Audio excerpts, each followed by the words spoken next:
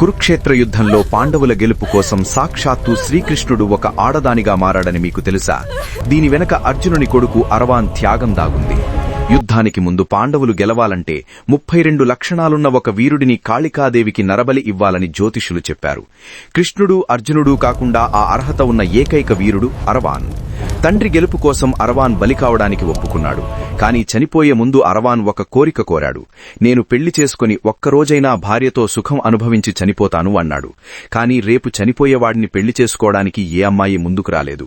అప్పుడు అరవాన్ కోరిక తీర్చడానికి శ్రీకృష్ణుడే మోహిని అనే అందమైన స్త్రీగా మారాడు.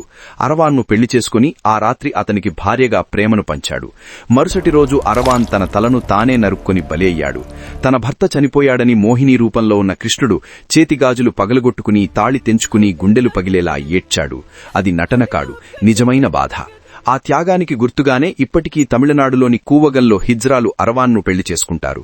మరుసటి రోజు కృష్ణుడిలాగే గాజులు పగలగొట్టుకుని విధవరాలిగా ఏడుస్తారు.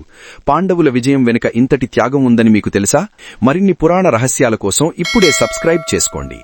ఫుల్ వీడియో కోసం కింద కనిపిస్తున్న ప్లే బటన్ క్లిక్ చేయండి.